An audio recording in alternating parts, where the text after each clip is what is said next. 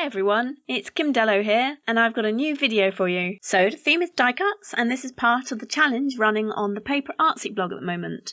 The link to the blog is down below, as well as a list of all the products I've used. I'm going to build an art journal page starting from a very simple die cut frame. So I've die cut some ordinary cardstock using a large Spellbinders Labels 8 die, and then cut an aperture in it with a circle die.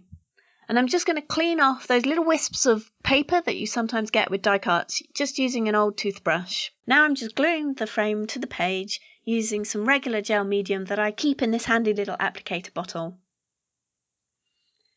I'm going to let that dry completely before I start adding some paint, and I'm going to be using the PaperArtsy Fresco Finish Paint. So I'm going to start with a layer of the buff colour. I want to cover the whole frame with the paint and also just a little bit of extra around the sides. I'm not covering the whole page because I kind of like the craft page that I'm working on, and I'm going to use that as part of the finished project.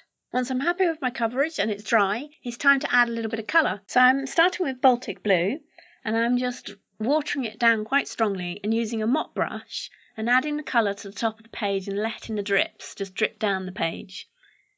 Once it gets to the bottom of the box, I'm letting the paint dry, and then I'm going to come in again and put another layer of drips over the top.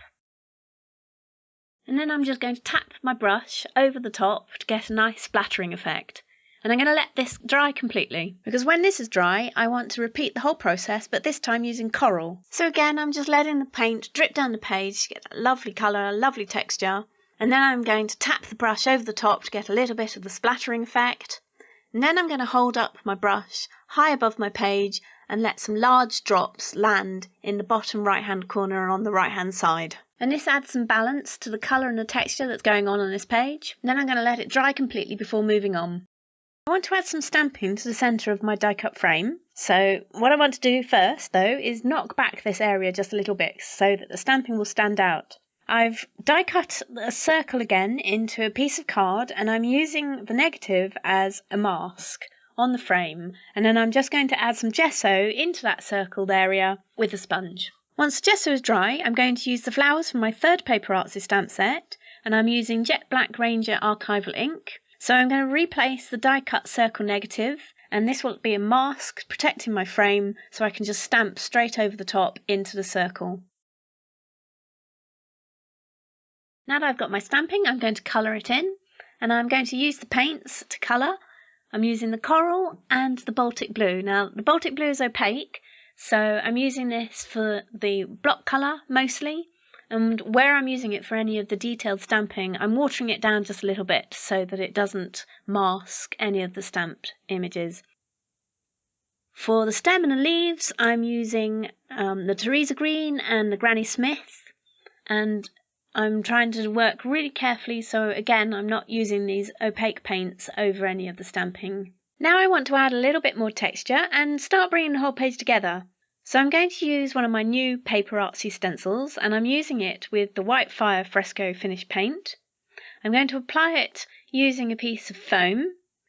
I'm only going to use a very small amount of the paint because I don't want it to splodge underneath the stencil. So I'm concentrating on where I put the colour in the first place, so the top left-hand corner and the bottom right-hand corner, and that's where I'm going to add some of my circle details with the stenciling. I want to make the frame just a little bit more prominent, so I'm going to add a bit of colour around all of the edges, inside and out.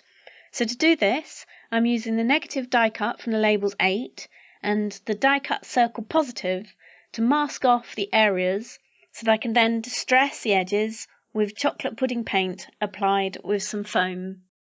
I'm also going to add a little bit of that chocolate pudding distressing to the top left-hand corner and the bottom right-hand corner, just so that it harmonises with the frame. So for me, the journal page is almost there, and now all I want to do is add a little bit of definition. So how I'm going to do that is just by using a marker pen.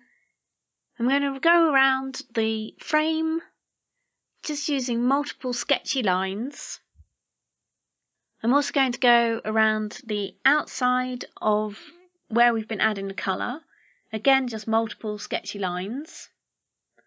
I'm also going to take the opportunity just to connect up the stamping to the bottom of the frame, just to finish that off. And the final thing I'm going to do with this marker pen is just add a few circles. So I'm going to mirror the stencil design that I've got with the paint, and I'm going to layer on top of that with the marker pen. And again, it's just sketchy circles, both in the top left-hand corner and the bottom right-hand corner. Just adds a little bit of extra detail and brings the whole piece together. And the final thing to finish it all off is just some paint pen splatters. So I'm going to use a black paint pen and a white paint pen and flick them over the page. I hope you enjoyed watching the making of this art journal page from start to finish.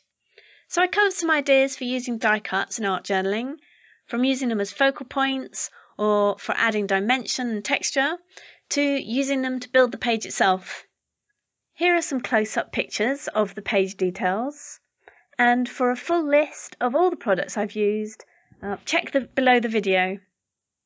Do feel free to leave any comments and queries in the comments section, and thanks for watching. I'll see you next time.